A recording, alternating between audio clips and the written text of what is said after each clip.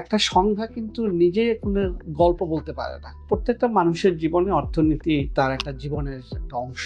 যদি আনুষ্ঠানিক ক্ষেত্রে অর্থের লেনদেনটা না হয়ে যদি অনানুষ্ঠানিক ক্ষেত্রে অর্থের লেনদেনটা বেশি হয়, তখনই কালো টাকার উদ্ভবটা হয়। বাজেটদার আগে বলেছিলেন যে উনি কালো টাকা সাদা করার সুযোগ আর দিবেন না, এবং উনি মনে করেন কালো টাকা সাদা করার সুযোগ দেওয়াটা এটা হারাম কাজ।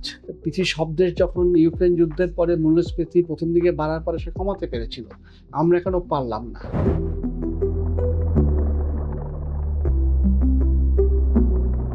অর্থনৈতিক খবরের সাথে পাঠকের জীবন ঘনিষ্ঠ করে তোলা সাংবাদিক জনাব শওকত হোসেন মাসুদ আজকের ইনফোপাওয়ার নিবেদিত বুকমার্কস লেখক আড্ডার অতিথি। সঙ্গে আছি আমি জুবাইয়া ঝুমা। জনাব মাসুম, আপনাকে লেখক আড্ডায় স্বাগত। ধন্যবাদ আপনাকে। গত 3 দশক ধরে আপনি অর্থ বাণিজ্য সাংবাদিকতা করছেন। এই যে সাংবাদিকতা, অর্থ বাণিজ্য পরিবেশনের যে রীতি বদলানো, এটাতে আপনি পথিকৃৎ, এটা কেমন উপভোগ করেন? মানে পথিকৃৎ বলাটা একটু বেশি হয়ে যায়। আমি ঠিক পথিকৃৎ মানতে রাজি নই, কারণ এর আগেও বাংলা ভাষায় সাংবাদিকতা ভালোভাবে পাঠকদের সহজবোধ্য করে দেওয়ার চেষ্টা আগেও হয়েছে, অনেকে করেছেনও। আমি আমার নিজের ক্ষেত্রে যদি বলি, আমি সহজ ভাষায় মনে করেছি অর্থনীতির একটা জটিল বিষয়। জটিল বিষয়ের মধ্যে অনেক পরিসংখ্যান থাকে, অনেক পরিভাষা থাকে। এটা ঠিক সাধারণ মানুষের বোধগম্য হয় না, আসলে হওয়ার কথা না। কারণ এর মধ্যে এমন অনেক বিষয়গুলো আছে যেগুলো সাদাভাবে বললে সহজ, মানে কি বলা যায়, যে আমি যদি অর্থনীতি ভাষায় বলি তাহলে এটা মানুষ বুঝবে না বা পাঠক বুঝবে না। আর আমরা যারা সংবাদপত্রে কাজ করি, তাদের মূল আমাদের চাওয়াটা হচ্ছে যে পাঠকরা অনেক বেশি সংবাদটা পড়ুক। তবে একটা সময় আমরা ধরেই নিতাম যে অর্থনীতির সংবাদ পড়বে গুটি কয়েক কিছু মানুষ, যারা হয়তো অর্থনীতি নিয়ে চর্চা করেন, ব্যাংকে কাজ করেন, বা শিক্ষকতা করেন, বা শিক্ষার্থী। যে এখন কনসেপ্ট অনেক বদলে গেছে। এখন সাধারণ মানুষের দৈনন্দিন জীবনে অর্থনীতিতে এমন ওতপ্রোতভাবে জড়িত, তা আমরা চাই যে সাধারণ মানুষও যেন অর্থনীতির সংবাদগুলো পড়ুক। সেই লক্ষ্য থেকে আমি সহজভাবে সবচেয়ে কম পরিসংখ্যান ব্যবহার করে কিছুটা গল্পের ঢঙে যদি বলি, আমি অর্থনীতি নিয়ে লেখালেখি করার চেষ্টা করেছি। আপনার কথার সাথেই বলি, আপনি বলছিলেন যে হচ্ছে নিউজটা আসলে অর্থনীতি তো এমনিতেই কঠিন, সেটা সহজ করে দেয়াই আমাদের অন্যতম উদ্দেশ্য হওয়া উচিত। সেই জায়গা থেকে সূচক ওঠানামা তো বাণিজ্যের একটা বড় অংশ নিউজ করার ক্ষেত্রে। আপনি যে পাঠককে সহজ করে দেন, এই বিষয়টি আপনার মাথায় কিভাবে আসলো? একটা হচ্ছে যে প্রথম থেকে আমরা বলে আসছি যে সূচক ওঠানামা, তার মানে এটা পরিসংখ্যানের একটা বিষয়। পরিসংখ্যান এমন একটা বিষয়, আপনি একটা সংখ্যা যদি বলি যে সূচকের ওঠানামা, বা একটা সংখ্যা যদি বলি যে আজকে শেয়ার বাজারের কথাই ধরি, যে আজকে সূচক এত পয়েন্ট হয়েছে, গতকাল ছিল এত পয়েন্ট, বেড়ে এত হয়েছে, বা ডলারের দাম এত ছিল এত হয়েছে, বা এরকম একটা কিছু একটা, বা ধরেন রপ্তানির সূচক, আমদানির সূচক, অনেকগুলো পরিসংখ্যান আমরা ব্যবহার করতে পারি। একটা সংখ্যা কিন্তু নিজে কোনো গল্প বলতে পারে না। কিন্তু আমাদের কাজটা হচ্ছে সেই সংখ্যাটা কেন গুরুত্বপূর্ণ এবং সংখ্যাটার পিছনে গল্পটা কি, সেইটা পাঠকদের জানানো। আমরা যেদিন সঠিকভাবে সেটা জানাতে পারবো, সেদিন আমরা সবচেয়ে কম পরিসংখ্যান ব্যবহার করে আমরা একটা অর্থনৈতিক সংবাদকে উপস্থাপনা করতে পারবো, যেটা মানুষ সহজে বোঝে। আমি যদি এভাবে বলি যে ধরেন 100 টাকা, বা এখন যদি বলি যে 10% মূল্যস্ফীতি, বা উদাহরণ এভাবে দিই যে মূল্যস্ফীতি 10% বেড়েছে, সুতরাং একটা বৃদ্ধির একটা হার, আমি ভাবতে পারি যে হ্যাঁ 10% বেড়েছে। দেখুন, সাধারণ পাঠক কিন্তু বুঝবে না যে 10% মূল্যস্ফীতি বাড়ার অর্থ কী। আমি ঠিক এইভাবে বলি যে আজকে যে সমস্ত পণ্য কিনতে আপনার 100 টাকা লাগতো, এই 10% মূল্যস্ফীতি বাড়ার কারণে একই পণ্য কিনতে আপনার এখন 110 টাকা লাগবে। হয় আপনাকে 10 টাকা আয় বাড়াতে হবে, অথবা আপনাকে আগের চেয়ে কম পণ্য কিনতে হবে। তাহলে জিনিসটা কিন্তু সহজ হয়ে গেল। সুতরাং সূচক ওঠানামা এই যুগে এসে আর সাংবাদিকতার বিষয় না, বরং সূচকের পিছনে গল্পটা, সংখ্যার পিছনে গল্পটা, এবং সংখ্যার অর্থটা কি, এই সংখ্যা কী প্রভাব ফেলে, এটা যদি আমরা ভালোভাবে বলতে পারি, তাহলে এটা মানে সাধারণ পাঠকের জন্য অর্থনীতির সংবাদটা অনেক বেশি সহজবোধ্য হয় আসলে।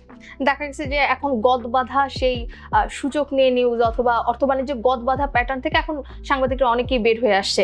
তো এই জায়গা থেকে এখন কিন্তু আগে থেকে পাঠক অর্থ-বাণিজ্য নিউজ পড়তে খুব স্বাচ্ছন্দ্য বোধ করে। কিন্তু অর্থনৈতিক কেলেঙ্কারিও কিন্তু আগে থেকে বেড়েছে। এর কারণটা কি বলে মনে করেন? না, একটা হচ্ছে যে ধরেন প্রত্যেকটা মানুষের জীবনে অর্থনীতি তার একটা জীবনের একটা অংশ। সুতরাং যিনি অর্থনীতি আদৌ বোঝেন না বা অর্থ বোঝেন না এই অর্থে যিনি অর্থশাস্ত্র পড়েননি, হ্যাঁ, তিনি কিন্তু তার প্রতিটা সিদ্ধান্তের পিছনে একটা অর্থনৈতিক কারণ আছে। তার নিজেও তার আয় আছে, তার নিজের ব্যয় আছে, তার নিজের সঞ্চয় আছে, নিজের ভবিষ্যৎ পরিকল্পনা আছে, এগুলো সবই কিন্তু অর্থনীতির সঙ্গে জড়িত। সুতরাং মানুষ এখন অনেক বেশি আগের চেয়ে অর্থনীতির পরিবর্তনগুলোর সঙ্গে সম্পর্কিত এবং তারা এর প্রভাবটা এখন আগের চেয়ে অনেক বেশি টের পায়। হ্যাঁ, সেটা একটা বিষয় আছে। আর অর্থনৈতিক কেলেঙ্কারির কথা যদি বলি যে ধরেন যে যতদিন পর্যন্ত এটার সঙ্গে সুশাসনের একটা আসলে সম্পর্ক সরাসরি। যদি সুশাসন তৈরি না হয় তাহলে সে অর্থনীতি কেন প্রতিটা ক্ষেত্রেই নানান ধরনের কেলেঙ্কারি করতে থাকে। এবং যদি সুশাসন না হয় সবচেয়ে বেশি শেষ বিচারে সবচেয়ে বেশি প্রভাবিত হয় বা সবচেয়ে বেশি খারাপ অবস্থায় পড়ে কিন্তু একজন সাধারণ মানুষ। হ্যাঁ, সুতরাং অর্থনৈতিক কেলেঙ্কারির সঙ্গে সুশাসনের একটি সম্পর্ক, সুশাসনের সঙ্গে সাধারণ মানুষের জীবনের একটা সম্পর্ক। এবং সুশাসন আমরা দেখেছি যে গত কয়েক বছরে আমরা বাংলাদেশ এগিয়েছে অনেক ক্ষেত্রেই, অর্থনৈতিক ক্ষেত্রে আমরা অনেক সূচকের উন্নতি ঘটেছে, এটা সত্যি কথা। একই সঙ্গে সুশাসনের একটা বিরূপ প্রভাব আছে অর্থনীতির উপরে।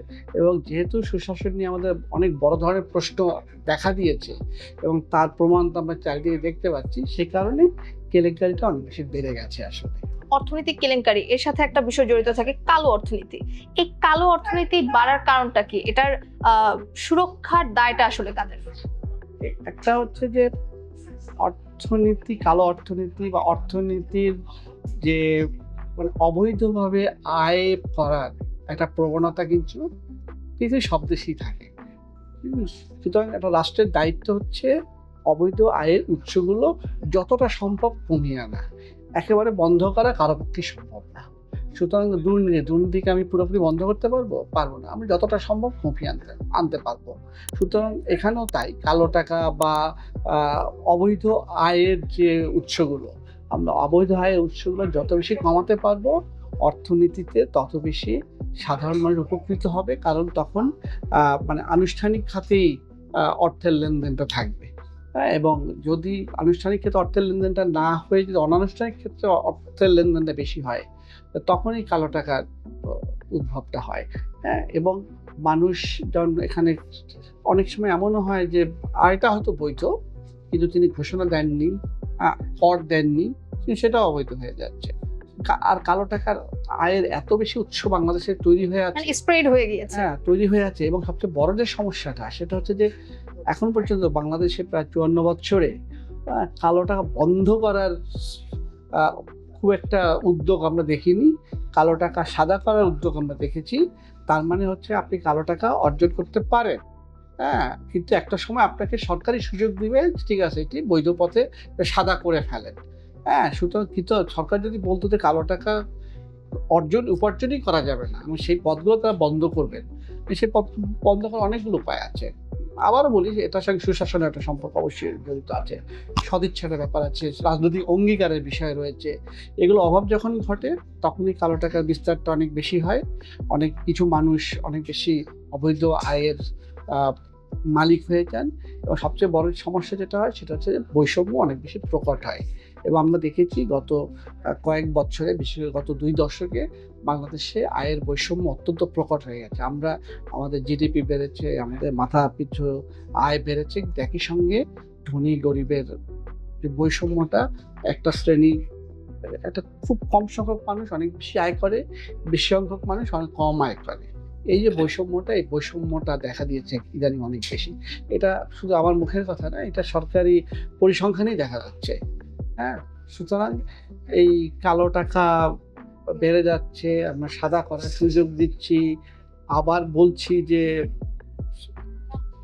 মানে আমরা কি বলে যে সবকিছু বন্ধ করব, কিন্তু কিন্তু বাস্তবে সেটা দেখা যায় না বললেই আসলে 11 টাকা বাড়তে থাকে। এবারের বইমেলা আপনার প্রকাশিত হয়েছে অর্থনৈতিক কেলেঙ্কারি বই। এই বইটিতে আপনি যে সময়কার চিত্র তুলে ধরেছেন, এই বিপর্যয়ের কারণটা আসলে কি এবং এই কারণ মোকাবিলায় আমাদের উদ্যোগ কি হতে পারে? এবারের বইমেলায় আমার একটা বই এসছে, বইটার নাম হচ্ছে কেলেঙ্কারি অর্থনীতি। একটু এটা বলে রাখি যে এই বইটা একটা হালনাগাদ সংস্করণ এটি। হ্যাঁ, প্রথমে আমি একই নামে একটা বই প্রকাশ করেছিলাম 2013 সালে। হ্যাঁ, তখন পরপর কয়েকটা ঘটনা ঘটেছিল অর্থনীতিতে। একটি হচ্ছে যেমন হলমার্ক কেলেঙ্কারি। তো নিশ্চয়ই মনে আছে যে হলমার্ক 2009 সালে যখন অর্থমন্ত্রী হয়ে আসেন জনাব এম এ মুহিত, উনি বাজেট দেওয়ার আগে বলেছিলেন যে উনি কালো টাকা সাদা করার সুযোগ আর দিবেন না, এবং উনি মনে করেন কালো টাকা সাদা করার সুযোগ দেওয়াটা এটা হারাম কাজ। হ্যাঁ, এবং কিন্তু তারপরও কিন্তু তিনি বাজেটে কালো টাকা সাদা করার সুযোগ দিয়েছিলেন। কেন দিয়েছিলেন? এটার উত্তরে উনি বাজেটের পরে সংবাদ সম্মেলনে বলেছিলেন যে এটা একটা রাজনৈতিক আপোষ করার কারণেই তাকে সুযোগটা দেওয়া হয়েছে। তার মানে এটার পিছনে রাজনীতি আছে। এক। 2 নম্বর হচ্ছে যে হলমার্ক কেলেঙ্কারি ঘটলো, হ্যাঁ, সোনালী ব্যাংকে। এটা প্রায় 4,000 কোটি টাকা একটা নয়-ছয় হলো। তারপরে ধরেন দেখা গেল যে পদ্মা সেতু নিয়ে তখন একটা দুর্নীতির ষড়যন্ত্রের অভিযোগ আনা হলো। শেয়ার বাজারে একটা বড় ধরনের কেলেঙ্কারি হলো। এই সমস্ত ঘটনার কারণে তখন আমি একজন সাংবাদিক হিসাবে তখন এই ঘটনাগুলোর পিছনে আমি যথেষ্ট ছোটাছুটি করেছি। অনেক ধরনের তথ্য আমার সংগ্রহে ছিল, অনেক লেখালেখি করেছি, অনেক নথিপত্র আমার সংগ্রহে এখনো আছে। সবকিছু মিলে তখন আমি একটা বই লিখেছিলাম, এবং আমি বলেছিলাম যে এখানে যে বাংলাদেশের সবচেয়ে বড় আর্থিক কেলেঙ্কারি হলমার্ক। কিন্তু তারপরে আরো কয়েক 12-13 বছর চলে গেছে, প্রায় এক দশকে, এক যুগের বেশি সময় চলে গেছে।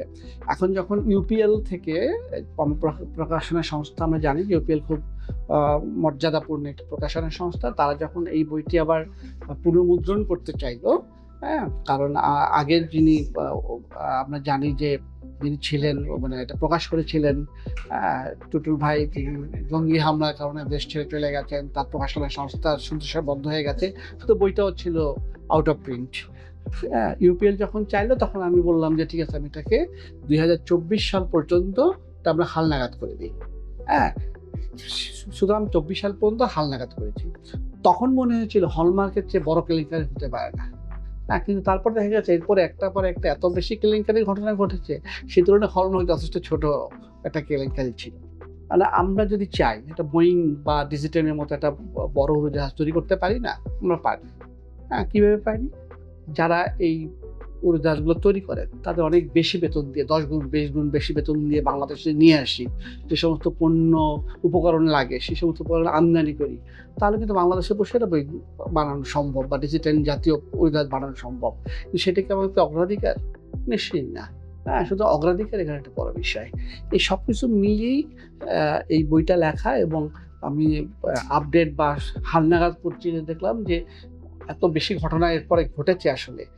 মানে এই ঘটনাটি ঘটেছে, তার একটা প্রতিক্রিয়া তো আমরা দেখেছি যে 5ই আগস্টের যে ছাত্র জনতার যে অভ্যুত্থান হলো, এর পিছনে একটা ত্রুটিপূর্ণ নির্বাচনের প্রভাব যেমন রয়েছে, তেমনি অর্থনীতির যে অপব্যবহার, নানাভাবে অর্থনীতিকে অপব্যবহার করেছে, তারও একটা প্রভাব কিন্তু এর মধ্যে রয়েছে। হ্যাঁ, এবং অর্থনীতির যে সঠিকভাবে পরিচালিত হয়নি, বিশেষ করে 2020-এর পর থেকে বা ইউক্রেন যুদ্ধের পর থেকে, যেটাকে পুরোপুরি একটা মানে 9-6 করা হয়েছে আসলে অর্থনীতি নিয়ে। হ্যাঁ, সেই বিষয়গুলো আসলে আমি এই বইয়ের মধ্যে তুলে এনেছি। আপনি অর্থনীতির সুরক্ষার কথা বলছিলেন, যে সরকারি ক্ষমতায় আসুক না কেন সব সরকারি গদবাঁধার কথা বলছে যে আমরা অর্থনীতির সুরক্ষায় কাজ করছি। গরিবদের অর্থনীতির সুরক্ষায় এমন একটি প্রমাণ এখন পর্যন্ত রাখতে পেরেছে কিনা, এই বিষয়ে আপনার অভিমত কি? একটা আছে যে অর্থনীতি সব কিছু তো খারাপ হয় না, অর্থনীতির বেশ কিছু ভালো পদক্ষেপও নেওয়া হয়। হ্যাঁ, কিন্তু বিষয়টা হচ্ছে যে যেটা সমস্যা যেটা হয়, সুরক্ষা তখনই হবে যখন আপনি প্রতিটা পদক্ষেপের ক্ষেত্রে এক ধরনের ট্রান্সপারেন্সি বা স্বচ্ছতা যখন তৈরি হয়, বা জবাবদিহির জায়গা তৈরি হয়। এবং গত এক যুগে বা 1 যুগে বা যাই বলি না কেন, গত 15-20 বছরে বা 25 বছরে আমাদের যেটা বড় সমস্যা, সেটা হচ্ছে যে আমরা অনেক ধরনের পদক্ষেপ নিয়েছি, কিন্তু সেই পদক্ষেপগুলো সবার সঙ্গে আলোচনা করে বা একটা ভালো উপদেষ্টা বা যারা বিশেষজ্ঞ তাদের সাথে কথা বলে এটা নিই, নিজের যেটা মনে হয়েছে আমি সেটা করেছি। যার ফলে যে এবং যাকে খুশি তাকে সুযোগ দেওয়ার একটা প্রবণতা আমরা দেখেছি, হ্যাঁ, এবং অলিগার্কি একটা তৈরি হয়েছে, বা অর্থাৎ সরকারের সাথে ঘনিষ্ঠ এক ধরনের মানুষ তৈরি হয়েছে যারা নানানভাবে সুযোগ সুবিধা নিয়েছে এবং কোথাও কোনো জবাবদিহির জায়গা ছিল না, এবং সিদ্ধান্তগুলো স্বচ্ছতার সাথে নেওয়া হয়নি। এইটা হচ্ছে সবচেয়ে বড় সমস্যা। সুতরাং এই সুরক্ষা তখনই হবে যখন আমরা যে কোনো পদক্ষেপই যদি আমরা স্বচ্ছতার সাথে নেই, যদি জবাবদিহির জায়গা থাকে। আমি সুদের হার এত শতাংশ করলাম, এটা ভালো মন্দ কি হলো তার তো একটা বিশ্লেষণ থাকা দরকার। যদি খারাপ হয় তাহলে এটা দায় কার? অর্থনীতি, মূল্যস্ফীতি, যে আমি পৃথিবীর সব দেশ যখন ইউক্রেন যুদ্ধের পরে মূল্যস্ফীতি প্রথম দিকে বাড়ার পরে সে কমাতে পেরেছিল, আমরা এখনো পারলাম না। সেই জবাবদিহির জায়গাটা যদি থাকতো তাহলে সুরক্ষাটা অনেক বেশি তৈরি হতো। বা যিনি সিদ্ধান্ত নেন তিনি যদি মনে করতেন যে আমাকে তো জবাবদিহি করতে হবে, তাহলে উনি অ্যাটলিস্ট আরও ৫-১০ জনের সাথে কথা বলে একটা সিদ্ধান্ত নিতে পারতেন যে দায় নিজের কাঁধে নিতে। এখন যেহেতু জানেন যে ওনার কিছুই হবে না, এটা করে ফেলতেছেন। খেলাপি ঋণ ২০০৯ সালে যেখানে ছিল ২২,০০০ কোটি টাকা, সেখানে এখন ৩.৫ লাখ কোটি টাকা হয়ে গেল। হ্যাঁ, মানে এর পিছনে দায় কার? যদি জবাবদিহির জায়গা থাকতো তাহলে সুরক্ষাটা অনেক পেত। প্রতিটা ক্ষেত্রে আমি বলি যে স্বচ্ছতার সাথে যদি সিদ্ধান্ত না হয় এবং জবাবদিহির জায়গা তৈরি হয়, হ্যাঁ, তাহলেই অনেক সমস্যার সমাধান সম্ভব। এবং সবকিছুর সঙ্গে আবারও আমি একই কথা বলি, সুশাসনের একটা সরাসরি সম্পর্ক, হ্যাঁ, সেটা যদি প্রতিষ্ঠিত হয় তাহলে সমস্যাটা কম হয়। সুশাসন, স্বচ্ছতা, জবাবদিহিতা, এই প্রত্যেকটার কোনো না কোনো সেক্টরে অভাববোধ রয়েছে। শেয়ার বাজারে সাধারণ বিনিয়োগকারীরা এখন একটা বড় শঙ্কায় পড়েছে। এটা সমাধানের উপায় কি? এটা কাটানোর উপায় কি? একটা হচ্ছে যে মানে শেয়ার বাজার, প্রথম থেকেই শেয়ার বাজারটাকে ভুলভাবে পরিচালিত করেছি। এটা একটা বলি। এবং যখনই নতুন কাউকে নিয়োগ দেওয়া হয়, যেমন তার দায়িত্ব পড়ে বাজার ওঠানো। একটা হচ্ছে যে মানে সিকিউরিটিজ এক্সচেঞ্জ কমিশন যিনি নিয়ন্ত্রক, তার কাজ বাজার ওঠানো বা নামানো না। কিন্তু রাজনৈতিক কারণে তাকে যখনই বাজার পড়ে যায় তখনই নানানভাবে কৃত্রিম উপায়ে তার উপরে চাপ থাকে বাজার ওঠানোর জন্য। কিন্তু বাজার স্বাভাবিক হবে তখনই যখন শেয়ার বাজারে যত ধরনের নিয়ম কানুন নিয়ন্ত্রণ রয়েছে সেটা যদি স্বচ্ছতার সঙ্গে সঠিকভাবে হয়। যদি কারসাজি হবে শেয়ার বাজারে, পৃথিবীতে শেয়ার বাজারে কারসাজি হয় নাই বা আদৌ বন্ধ করা হয়ে গেছে এটা কোনো উদাহরণ নাই। হ্যাঁ, পৃথিবীর সবচেয়ে কঠিনতম দেশেও যারা আইন কানুন সবচেয়ে কঠিনভাবে মেনে চলেন সেখানেও কারসাজি হয়েছে, বাংলাদেশেও হয়েছে। কিন্তু যদি ব্যবস্থা নেওয়া না হয়, হ্যাঁ, তাহলে কিন্তু এই শেয়ার বাজার কখনোই ভালো হবে না। সুতরাং যখনই এবং সেই নিয়ন্ত্রক যখন কারসাজির পক্ষে যায়, তার পক্ষে কাজ করে, তখন তো এটার ভালো আর কোনো সুযোগই নাই। বাংলাদেশের সবচেয়ে বড় সমস্যা শেয়ার বাজারের ক্ষেত্রে ধরেন, ব্যাংকিং সেক্টরের ক্ষেত্রে ধরেন, যার দায়িত্ব নিয়ন্ত্রণ করা, তিনি যখন অবৈধ যারা অপব্যবহার করেন এই ব্যাংকিং সেক্টরকে, শেয়ার বাজারকে, তাদের যখন সমর্থন দেন তখনই সমস্যাটা তৈরি হয়। সুতরাং আমার মনে হয় যে শেয়ার বাজারের ক্ষেত্রে সাধারণ বিনিয়োগকারীর ক্ষেত্রে সুরক্ষা একটা খুব গুরুত্বপূর্ণ বিষয়।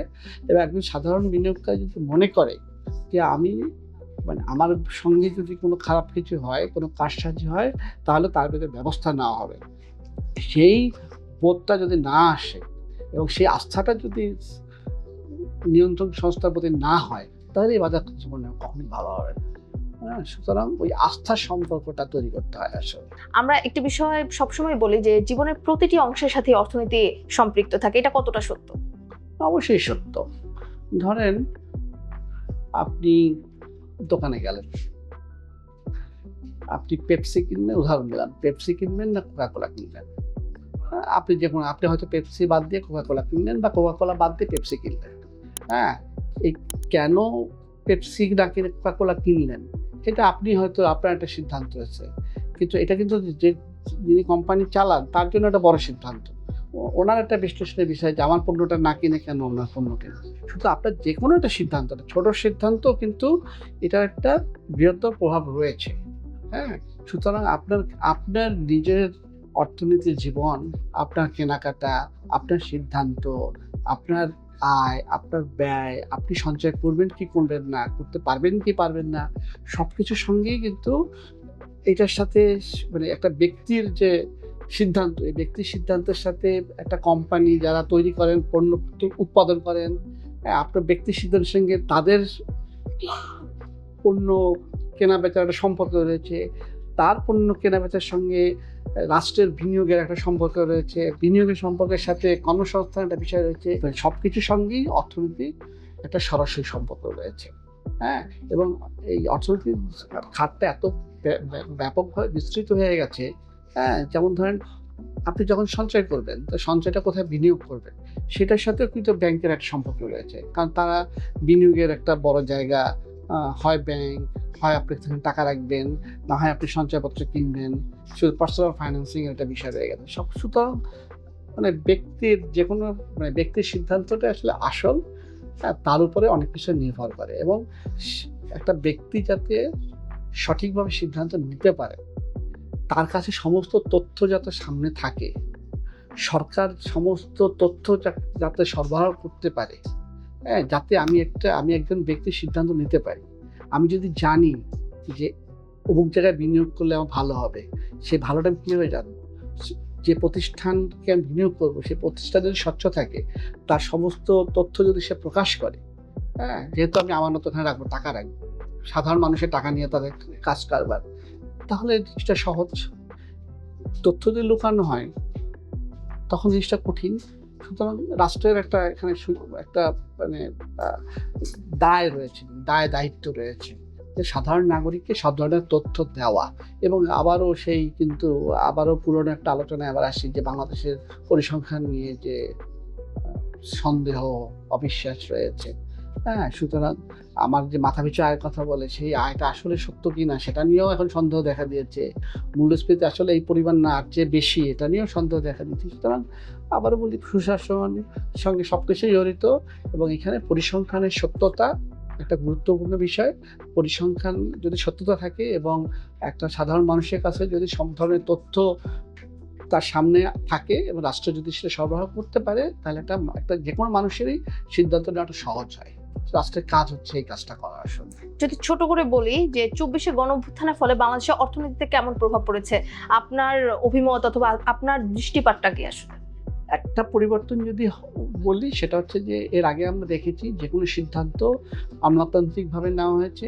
গুটি কয়েক মানুষ, হ্যাঁ, বিশেষ ২-১ জনের সাথে কথা বলে বিশেষ কয়েকজনের জন্য কিছু সিদ্ধান্ত নিয়েছেন। সেটা ব্যাংক হোক, সেটা শেয়ার বাজার হোক, সেটা বড় প্রকল্প হোক, যেকোনো বিষয় হোক, যেকোনো বিষয় যেটা হয়েছে। পরিবর্তন যেটা হয়েছে, সেই প্রবণতাটা বন্ধ হয়েছে। এখন কথাবার্তা বলে একটা চেষ্টা করা হয়েছে যে ব্যাংকিং সেক্টরের সংস্কার নিয়ে আমরা অনেক কথা বলেছি। এখন সংস্কারের অনেকগুলো পদক্ষেপ নেওয়া হয়েছে। টাকা পাচারের যে আমরা এতদিন অভিযোগ করে আসছি, সেই পাচার করা টাকা ফেরত দেওয়ার একটা চেষ্টা শুরু হয়েছে। কিন্তু তারপরেও বেশ কিছু সমস্যা রয়ে গেছে। মূল্যস্ফীতি একটা বড় সমস্যা রয়ে গেছে এবং এই ব্যাপারে এখন পর্যন্ত খুব বেশি সাফল্য আসেনি এবং যেহেতু ব্যাংকিং সেক্টরে অবৈধভাবে অর্থ দেওয়ার প্রবণতা বন্ধ হয়ে গেছে, এই কারণে খেলাপি ঋণের পরিমাণটাও বেশি দেখা যাচ্ছে। কারণ এর আগে লুকানো হয়েছিল অনেকেই এবং অনেকে পালিয়ে গেছেন, তাদের অর্থ এখন খেলাপি হয়ে গেছে, শুধু খেলাপি ঋণ বেড়ে গেছে। অর্থনৈতিক সব সমস্যার সমাধান হয়েছে বলবো না, সমস্যাগুলো অনেক প্রকট আছে এখনো। এখন উদ্যোগগুলো কতখানি স্বচ্ছ, কতখানি যৌক্তিক এবং এর উপকারটা আমি সাদা চোখে দেখতে পাচ্ছি কিনা, সেটা খুব গুরুত্বপূর্ণ। হ্যাঁ, মূল্যস্ফীতির ক্ষেত্রে সবচেয়ে বড় সমস্যাটা কি, যে আমি যদি মনে করি সামনে মূল্যস্ফীতি বাড়বে, যেটা ইনফ্লেশনারি এক্সপেকটেশন যেটাকে বলে, হ্যাঁ, আমি যদি মনে করি বাড়বে, তাহলে কিন্তু মূল্যস্ফীতি বাড়বে। আমি কখন মনে করব বাড়বে না? যখন দেখব যে সরকার আসলেই এমন কিছু সিদ্ধান্ত নিয়েছে যাতে মূল্যস্ফীতির উপর প্রভাব পড়বে। আমার ওই আস্থাটা যদি হয় যে হ্যাঁ, সরকার এমন কিছু সিদ্ধান্ত নিচ্ছে যাতে সামনের দিনে ইনফ্লেশন বা মূল্যস্ফীতি কমতে পারে, তখন আমিও কিন্তু সেইভাবে বিহেভ করব বাজারের মধ্যে। আর যদি মনে করি যে না মূল্যস্ফীতির সামনে বাড়বে, তখন কিন্তু আমি কিছু পণ্য কেনার মজুত করে রাখার চেষ্টা করব। বেশি দাম হলেও আমি এটা কিনে রাখবো, কারণ ভবিষ্যতে যদি না পাই আরও দাম বাড়তে পারে। সুতরাং তখন সিদ্ধান্তগুলো সব উল্টাপাল্টা হয়ে যায়। সুতরাং আস্থার সম্পর্ক একটা বড় বিষয়। এবার একটু অন্য প্রসঙ্গে যাই, যে বাংলাদেশের চলচ্চিত্রে কিংবদন্তি অভিনেত্রী ববিতা, আপনি তো অর্থনীতির পাশাপাশি চলচ্চিত্র বিষয়ে লেখালেখি করেন, আপনার প্রিয় অভিনেত্রী ববিতা, তার সম্পর্কে শুনতে চাই। এটা বেশি কিছু বলার নেই। ছোটবেলা থেকে আমি সিনেমার ভক্ত। বাংলা সিনেমা খুব যে সব সিনেমা দেখেছি তা না, বিশেষ করে ববিতার কিন্তু চেষ্টা করেছিল এটি নিয়ে লেখাপড়া করতে। আমি ববিতার বিশেষ ভক্ত। আমি এখনো মনে করি যে পৃথিবীতে সবচেয়ে যে সুন্দরী এবং সবচেয়ে ভালো অভিনেত্রী ববিতা। এটা আপনি অনেক ধরনের বিতর্ক করতে পারেন, অনেক ধরনের অন্য নাম আনতে পারেন। আমিও মনে করি হ্যাঁ, এটা আমার ব্যক্তিগত পছন্দ। জনাব মাসুম, আপনাকে ধন্যবাদ, লেখক আড্ডায় সময় দিয়েছেন। অনেক ধন্যবাদ তাকে। দর্শক, আজকে লেখক আড্ডা এতটুকুই। পরবর্তী সপ্তাহে ফিরবো নতুন কোনো লেখকের সঙ্গে। সে পর্যন্ত ভালো থাকুন, সুস্থ থাকুন, চোখ রাখুন বুকমার্কস লেখক আড্ডায়।